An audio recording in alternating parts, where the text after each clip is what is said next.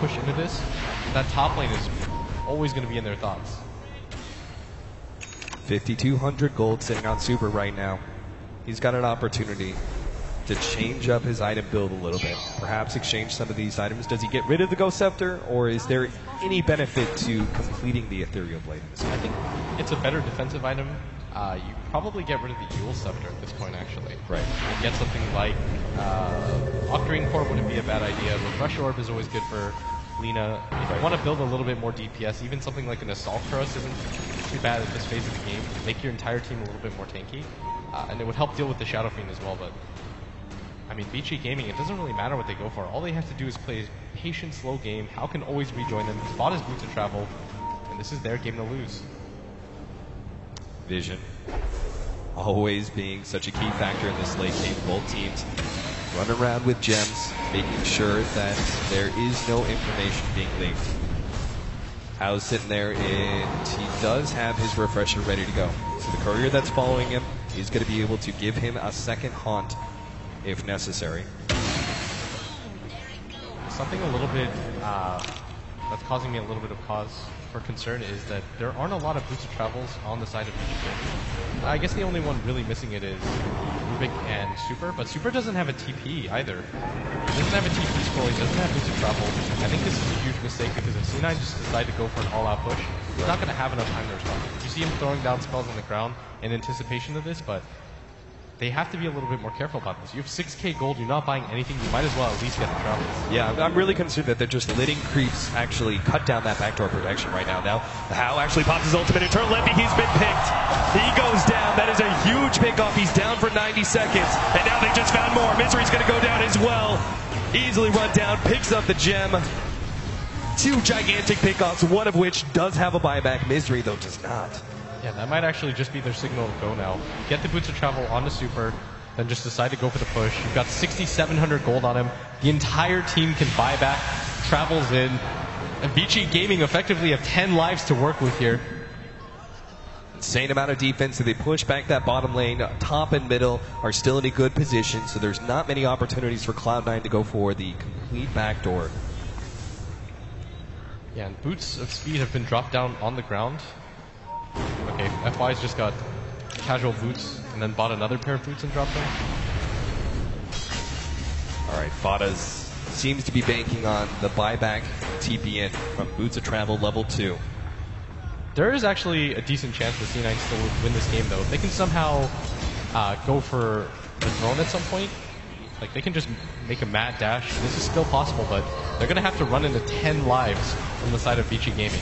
Melee racks, it seems like it's going to be given up here. Cloud9 are just too close to having those heroes revive. Misery's coming to back up, but they really need to be able to defend top. 20 seconds left for the Gyrocopter. Vici Gaming are trying to force this right here, right now. The tier 3 tower is going to go down to start things off. Another 13 seconds until Eternally Envy is back up. Fada starts challenging Hal a little bit. Let's loose that ultimate just to try and put the damage reduction out there. Oh, what FY! Of course FY would steal that. Yeah, I mean, I don't even know why we're hyping that up at this point in the game. That must have been the third time he's stolen SF Ultimate. It's just getting ridiculous. Okay. We talk about late game item builds. Blitz, give it to me. Desolator. Eternal Envy. Cheap damage perhaps. FY's going to jump in. Telekinesis on Misery. They're trying to already so low. Force Staff has already brought him low. Glimmer Cape is out there. Missed hook shot. Fada's actually trying to get away. Dropping BKB. That's over the top. He's going to go down. The Supernova is down, but Vici Gaming are going to be able to get back in time.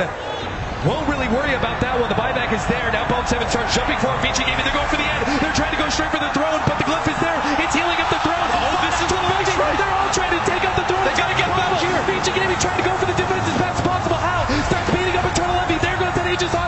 Eternal Envy now pops a BKB and Satanic. Oh, they're still going for it. Fada just playing games, running around the throne as best as possible. Ice. Oh, the backdoor protection. He's going to go down. The backdoor protection is healing up the throne. Fada's left alone. Solo up against Vici Gaming. He will not have the damage. He tries, but it's not going to be there. They both fall, and Vici Gaming in that defense have just sufficiently taken the game. There's no buybacks anymore for C9. I can't blame them for going for that play. That was probably their best shot, but it's just not going to be enough as Vici Gaming. They have so many lives to work with. That's almost 10k built up for Super. Like, he's just taunting them at this point. He's saying, I'm not 6-slotted, but it doesn't even matter. I don't even need travels. I'm so convinced that we've won this game, and how they're going to secure the Mega Creeps before they go for the throne. There's no reason for them to be impatient. 70 minutes in the game. You don't want to throw away this advantage. They're just going to go straight for Mega Creeps and then go for the throne with no buybacks on either of the cores. It's just too difficult. Vici already set up around the throne for this. Mega Creeps are here, and still another 80 seconds on the clock till Fada comes back. Vici Gaming are just taking their time, slowly but surely. Oh, they're going to go relocate play.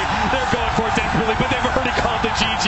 They know there's no help there. There's no help to be found. Cloud9 will lose game number 1, Vici Gaming. What a comeback. That's the most emotion I've ever seen Hao use. Like, he's going insane right now, like he wants TI again. But that was FY's game. Like, if there's an MVP, no question. You gotta give it to him every single question. Just a single game's performance. I'm ready to call him the MVP of this tournament, man. FY, unbelievable play. And what an insane game. A lot to talk about here in just game number 1 between Vici Gaming and Cloud9. So we're going to leave it to our analysts to talk look about at that this guy. here. He doesn't even look like he's concerned.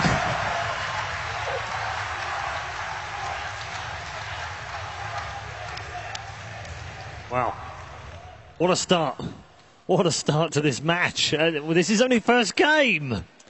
When Cloud9 plays Dota, we're never going to get bored. I mean, there's a reason I said this is the most anticipated game of today, and what an amazing way to start it. Typical plus 60-minute game, and FY just got his back. Summed up brilliantly on Twitter by @SkimGaming, who said, "You'd think I'd be surprised, but for a C9 fan, this is just another Tuesday evening." That sums it about up, I think. It's a great way to sum it up. Right, let's go back to the match. No, I'm kidding. Game, please. No. I'm just, we sat there and watched that together, and it ebbed and flowed, and it went backwards and forwards, and you thought, okay, C9 are going to take this, and then you were like, wow, actually, no, Vigi have got this now, and then C9 come back again, and there's this gold swing going. It was a nuts game. I don't know how you summarise that. Malini, have a go. It was pretty crazy. The moment Vici started coming back was when they got 2 scepters, and that rendered like all of Wisp heals useless, like the Helmet Dominator useless. I don't even know why he got a Satanic, and of course FY, he stole that egg, and then after that I think they like 4-1'd Cloud9, and then after that things just started getting really hectic, and Cloud9 is like, oh crap, we better end this fast, and Vici's like, oh, we can actually win the game now and come outside of our base. I mean, the fights were just going out of control. The Rubik was solo killing Phoenix. He was doing everything in these fights for Vici Gaming. Spectre had her Radiance, but in the first few fights where she had Radiance, Rubik was the one who actually carried them. And it was just insane to see. I think there was some weird itemizations going on in this game as well. Matt, you caught up on some of that, but I was really surprised by the casual soul booster from Bone 7. I thought it was an Octarine, and then it ended up being just that. And I thought it was a bit weird. He sold it. And he sold it. Like, I was a bit confused, It was maybe a bit too next level for me, but I didn't really understand what happened. But, no, we've been talking about the anti-mage, and we're like, you can't afford to lose the fight. But, I mean, if there's a hero that's even worse, it's Spectre Radiant. You don't want to lose the fight with Spectre Radiant. It's always the same games. It goes up. He gets Radiance, you fail, it goes down, and you lose. Yeah, that's pretty much what happened. We haven't even mentioned this, but that was a 19.8 thousand gold advantage or something towards C9, so pretty much 20,000. And they did end up losing to Spectre, one of the most painful. C9, that's a bit of a throw, right? Even for C9. Even then. They did so well shutting down Hao in the early game. So much fighting going on. I really thought Cloud9 had it, and then that one fight with, indeed, as you said, FY stealing the Nova, it blew my mind. Yeah, blew everybody's mind from the sound of it. We've got a clip actually of FY things, just FY things. Which one? Yeah, exactly. Which ones? From around about 50 minutes into the game. So early game, as we were saying earlier, in Cloud9 matches. This is the early game. Oh yeah, it's this fight. They really coordinate well on the gyrocopter, and watch him just like blow up from like 90% to 0. Look at his positioning. For support players, he stays back. He just waits for the right time, and he gets the right spells. No, he steals the field grid, which is also a very big deal. He's going to use it, but it's not going to do. He's going to have to cancel it right away. And he's just positioning himself and checking what he can get. What are the best spells to get? And he's instantly going to steal the Requiem. And he sees that Bone 7 is trying TPing out, lift into Requiem. The beautiful part, he's used Spellteal to break the Lincolns, then stole Requiem, then went back and used Lift, which would have been blocked if he didn't do that. So, such a heads-up play.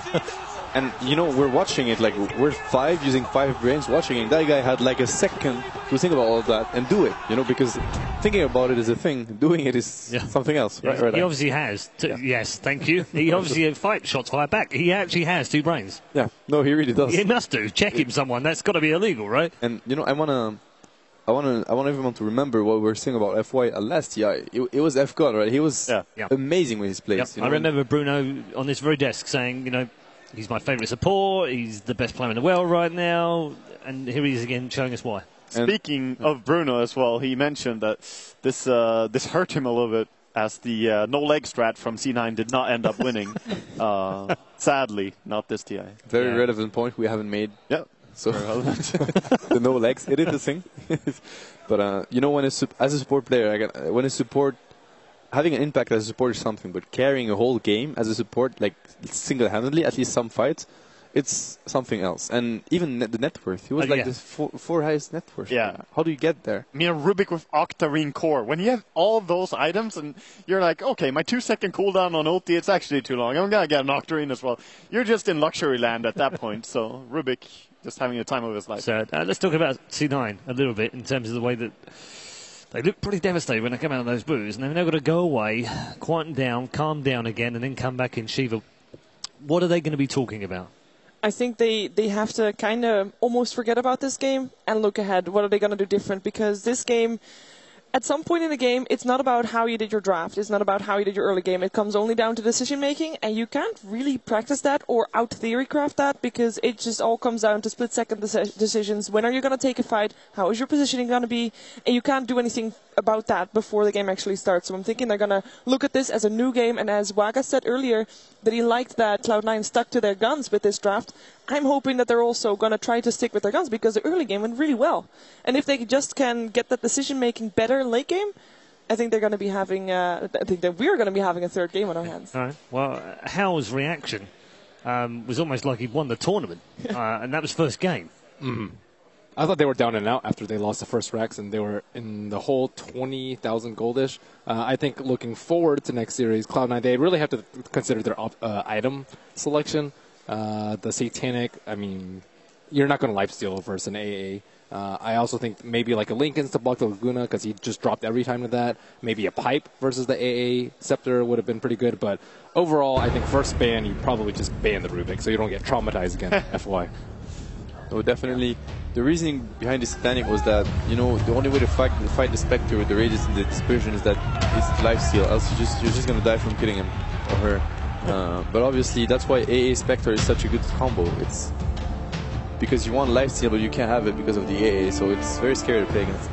Yeah, and credit to VT Gaming, who stuck together in such a good way and did not bleed any kills when they were so far behind. And then they even managed to find some pickoffs, so they did really good there. Takes a lot of discipline, doesn't it, to do that in the game and not let it get away from you. That's a real comeback win for a team like this because it was a team effort, and it's gonna like bring the team together for the next games. You know, it's not a player with flashy plays that actually helped you win the game and somehow you made it to the next round.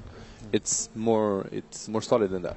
And perhaps it also helped that maybe Cloud9 made some mistakes that they could actually capitalize on as well, because obviously at some point Envy was inside the Radiant jungle farming while Misery was warding, and they both got cut out, they both died.